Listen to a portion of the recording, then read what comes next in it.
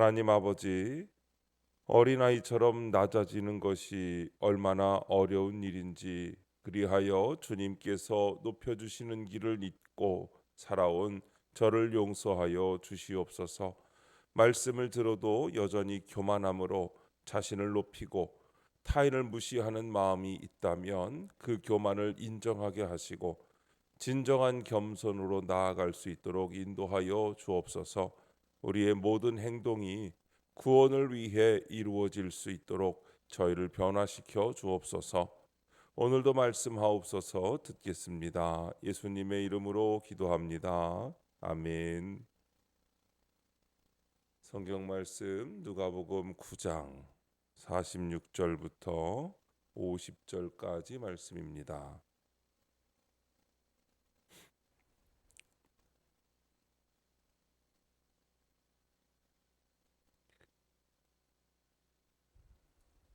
우리 다 함께 한 목소리로 하나님의 말씀을 읽겠습니다. 제자 중에서 누가 크냐 하는 변론이 일어나니 예수께서 그 마음에 변론하는 것을 아시고 어린아이 하나를 데려다가 자기 곁에 세우시고 그들에게 이르시되 누구든지 내 이름으로 이런 어린아이를 영접하면 곧 나를 영접함이요 또 누구든지 나를 영접하면 곧 나를 보내신 이를 영접함이라. 너희 모든 사람 중에 가장 작은 그가 큰 자니라. 요한이 여짜오되 주여 어떤 사람이 주의 이름으로 귀신을 내쫓는 것을 우리가 보고 우리와 함께 따르지 아니하므로 금하였나이다. 예수께서 이르시되 금하지 말라. 너희를 반대하지 않는 자는 너희를 위하는 자니라 하시니라. 아멘. 가장 작은 그가 큰 자니라 라는 제목으로 말씀의 은혜를 함께 나누겠습니다. 본문 요약입니다.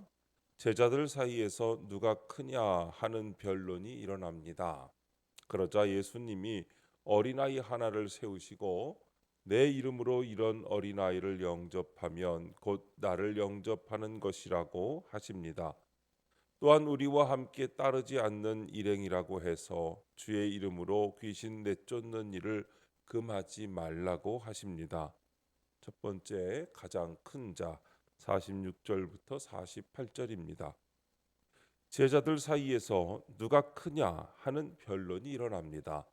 항상 예수님 곁에 있는 제자들이지만 이기고 높아지려는 세상 욕심이 있었던 것입니다. 이에 예수님은 그들의 마음을 아시고 말씀으로 양육하십니다. 어린아이 하나를 데려다가 자기 곁에 세우시고는 너희 모든 사람 중에 가장 작은 자가 가장 큰 자라고 말씀하십니다. 이처럼 주님은 어린아이처럼 낮고 연약한 사람과 함께 하십니다. 욕심과 야망을 버리고 온전히 낮아질 때 주님이 높여 주십니다. 적용 질문입니다. 예수를 믿으면서도 여전히 내 마음속 깊이 숨겨둔 야망이나 세상 욕심은 무엇입니까? 제자들은 장차 예수님이 고난당하시고 십자가에서 죽으신다는 말씀을 들었지만 금세 예수님 덕분에 누리게 될 꿈에 부풀었습니다. 그들의 관심은 예수님을 이용하여 출세하는 것이고 누가 더 크게 되냐는 것이었습니다. 이렇게 예수님을 독점하려는 이기심이 가득 찼기에 그들은 예수님의 말씀을 깨달을 수가 없었고 이해하고 싶지도 않았던 것입니다. 이처럼 예수님의 말씀을 제대로 깨닫지 못하면 우리도 세상적인 욕망을 추구하기 마련입니다. 이런 욕망들이 있으면 우리는 세상의 기준에 따라 살아가게 됩니다. 그러나 예수님은 어린아이를 데려오셔서 당신의 이름으로 이런 어린아이를 영접하는 것이 곧 예수님을 영접하는 것이라고 하시며 모든 사람 중에 가장 작은 자가 큰 자라고 말씀하십니다. 당시 어린아이는 인원수에도 들지 못할 만큼 무시당하고 천대를 받았습니다. 이런 작은 자를 섬기는 자가 가장 큰 자입니다. 예수님은 우리가 낮아질 때 진정한 높임을 받을 수 있다고 하십니다. 그러므로 숨겨두었던 야망과 욕심을 내려놓고 겸손한 마음으로 주님과 이웃을 섬기는 적용을 해야 합니다. 두 번째, 금하였나이다 49절입니다. 예수님의 말씀을 제대로 깨닫지 못한 요한은 동문서답합니다. 그는 어떤 사람이 주의 이름으로 귀신을 내쫓는 것을 보고 우리를 따르지 않기에 금했습니다 라고 합니다. 예수 이름으로 행하여도 제자인 나는 옳고 제자가 아닌 너는 그르다 하는 것입니다. 쓰임을 받아도 내가 쓰임 받고 오직 우리만 잘 되어야 한다는 이기심과 교만이 주님의 구원 사역을 가로막습니다.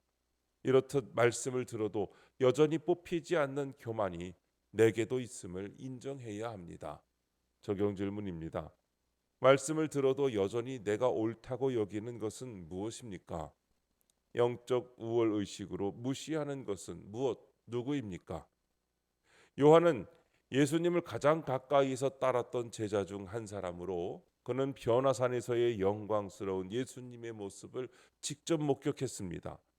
또 예수님이 많은 능력과 가르침으로 사람들의 주목을 받게 되자 예수님을 자신의 것으로 독점하고 싶어 했습니다. 이에 요한을 비롯한 제자들은 자신들의 그룹에 속하지 않은 사람이 귀신을 내쫓는 것을 금했습니다. 이것은 제자들이 실패했던 일이기도 하기에 그들의 입장에서는 자존심이 상했을 것입니다. 그러나 예수님은 우리를 반대하지 않는 자는 우리를 위하는 자이므로 금하지 말라고 하시며 특별한 경험이나 지위를 독점하려는 마음을 경계하십니다. 예수 안에서는 우월하거나 비천한 자가 따로 없습니다.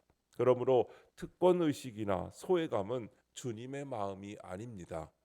말씀을 들어도 여전히 뽑히지 않는 교만이 내게도 있다는 것을 알아야 합니다. 예를 들어 내가 교회에 먼저 다녔다고, 직분을 먼저 받았다고 영적 우월 의식에 빠져서 다른 사람을 무시하는 교만이 있다면 그것을 빨리 인정하고 회개하는 적용을 해야 합니다. 세 번째, 금하지 말라 50절입니다. 예수님이 요한의 말에 너희를 반대하지 않는 자는 너희를 위하는 자다라고 하시며 금하지 말라고 하십니다. 그리스도를 바르게 믿고 말씀 안에서 능력을 행한다면 주 안에서 같은 형제 자매라는 것입니다. 하나님의 일은 어떤 집단에 속하거나 무슨 지위가 있어야 할 수 있는 것이 아닙니다. 성도는 어떤 자리나 위치에서 무슨 일을 하든지 구원을 위해 구원 때문에 기뻐하고 또 기뻐해야 합니다. 이것이 성도의 하나된 마음입니다. 적용 질문입니다. 나는 모든 일을 구원을 위해 행하고 기뻐합니까? 나와 함께하지 않는 사람을 무시하지는 않습니까? 믿음이 없으면 하나님께서 행하신 모든 일들이 나의 구원의 일로 받아들여지지 않습니다. 믿음이 없으니 그 일이 모두 다 나와 상관없는 일이 되고 내 욕심에 맞게 이용하려는 근거가 되고 맙니다. 믿음을 가지고 바라볼 때 성경의 모든 사건들과 예수님의 여러 가지 이적들 그리고 십자가의 사건까지도 믿음으로 바라볼 때 나의 구원의 일로 받아들여지는 것입니다. 이것이 구속사의 관점입니다. 예수님이 십자가를 지심으로 우리의 구원을 이루신 것처럼 하나님의 구원을 이루기 위해서는 나의 권리와 권세를 내려놓고 나의 약함을 인정하고 겸손히 하나님의 도우심을 구해야 합니다. 때때로 일상의 바쁨 속에서 이런 목표를 잊고 사는 경우가 있지만 성도의 부름은 언제나 구원을 위한 사역에 초점을 맞추고 있어야 합니다. 교회 안에서든 세상 속에서든 그리스도의 사랑을 나누고 모든 일을 구원을 위해 행하는 적용을 하시기 바랍니다. 오늘도 하나님의 말씀을 통하여 오직 구원을 위해 구원 때문에 순종하며 나의 소유를 내려놓고 나의 권리를 내려놓고 오직 주님께 영광 돌려드리고 구원을 위해 살아가는 저와 여러분의 삶이 되시기를 주님의 이름으로 축원합니다. 기도하겠습니다. 하나님 아버지, 나는 옳고 남은 그릇되다 생각하여 탓하기만 하는 저의 완악함을 용서해 주옵소서. 내 생각대로 주님의 능력을 제한하고 하나님의 일을 맡고 있는 저를 불쌍히 여겨 주옵소서. 이제는 어떤 경우에도 겸손히 행하며 오직 구원의 목적을 두는 인생을 살게 하옵소서. 주님, 이 시간 주님께 기도하는 성도의 기도 가운데 함께하여 주시옵시고 주님의 세미한 음성을 들려주시며 그 선하신 손길로 붙들어 주시옵소서. 우리 주 예수님의 이름으로 기도드립니다. 아멘.